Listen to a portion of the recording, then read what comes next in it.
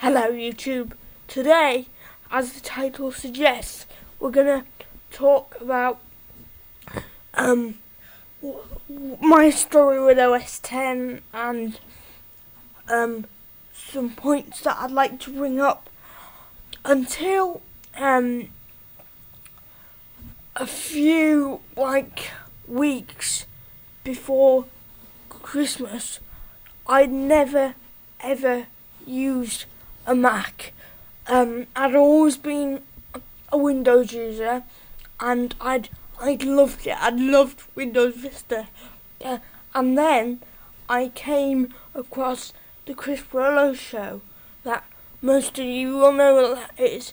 And then after watching Chris Brollo's videos, I realised that he hated Vista, and then when it came time for me to want to do a similar thing to Chris Brollo, I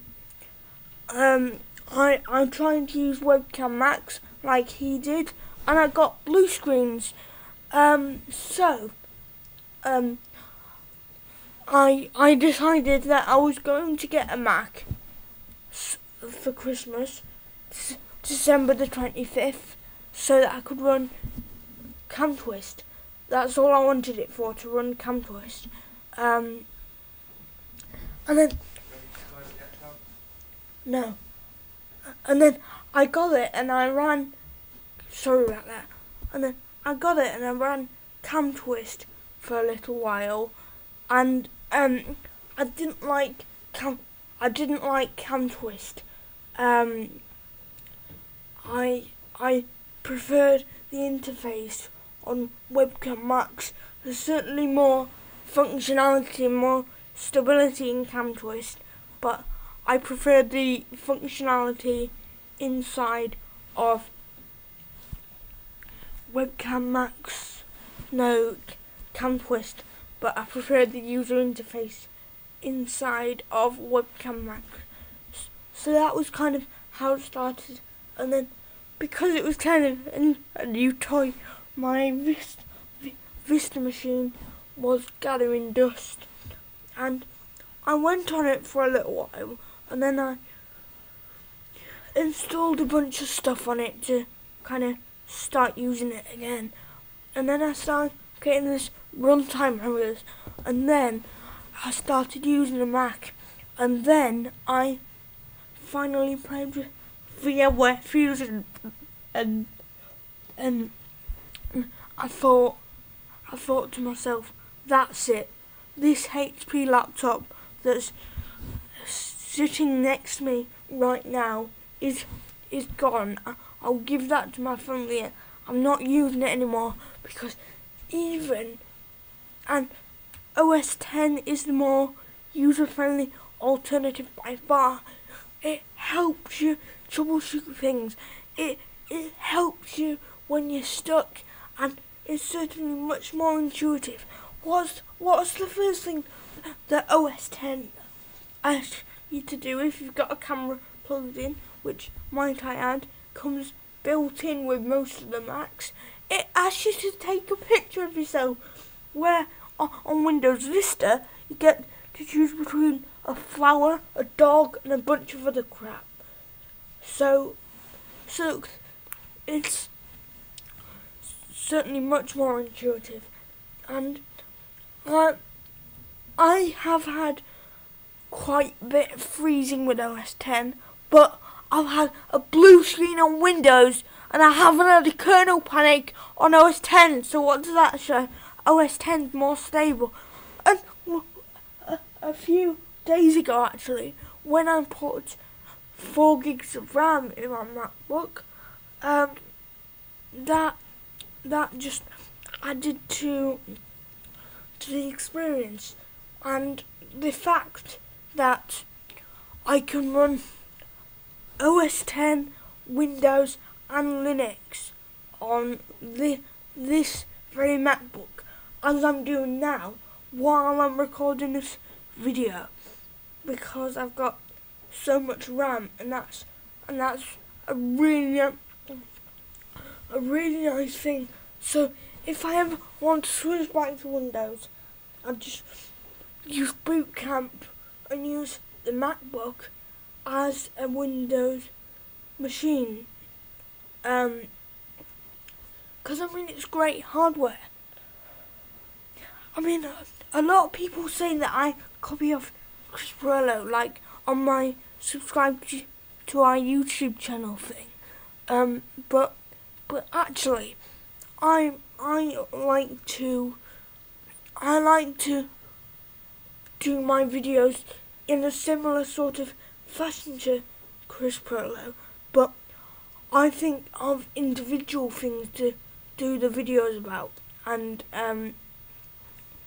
I think that's the key to being successful. So yes, it is fair to say Chris did get me started not liking Windows, but then I went back and looked at what Chris had said was an inconsistency that had never really bothered me before, and then I realised what he meant after I'd been using macOS 10 Leopard for a little while. And just the very fact that the Leopard CD comes with all the necessary Boot Camp knickknacks and drivers. Some OEM machines don't even come with drivers. All OEM machines, I'm sure, come with drivers installed when you buy them, but a lot of them don't come with recovery discs. Like, I used to have a Gateway machine, for instance, and that was our only machine, and I recovered it only to find that the display driver was missing the video display stuff, and sorry, that's just the clock on my MacBook going off. It's another handy feature. But anyway, yeah, I just reinstalled Vista XP, I believe, on my Gateway machine with the proprietary recovery mechanism on the disk. So you'd think they include all the drivers, but actually no, that was our only system. And when I'd reinstalled it after having a blue screen, it didn't come with any of the drivers, and at that time that was the only computer that was working, so I couldn't go on the web and find more drivers, because furthermore the website for finding the drivers was a kludge. You couldn't just get links from the support site, you had to go all the way through it. But anyway, I couldn't go on the internet to download drivers, so as it turned out, we actually had to pay someone to go and download those drivers. Come on, people, Windows apologists, you must admit that is pretty crap. I mean, we had to pay somebody to get us something that should have come on the recovery discs. And furthermore, that should have been easy to find. I mean, they can't just assume that everyone has another machine. If my grandparents did have a computer, they just want to pop in a CD that says reset up and just let it go.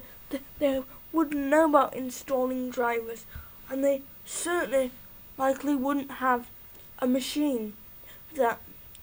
two machines that were one other one, except the one they were reloading that was connected to the internet. So I'll see you in my next video, guys. It's running. This video's running out of time, so goodbye. And I've applied for the Google YouTube Partners thing, so hopefully in a few months I'll become a YouTube partner, but there'll be more updates on that.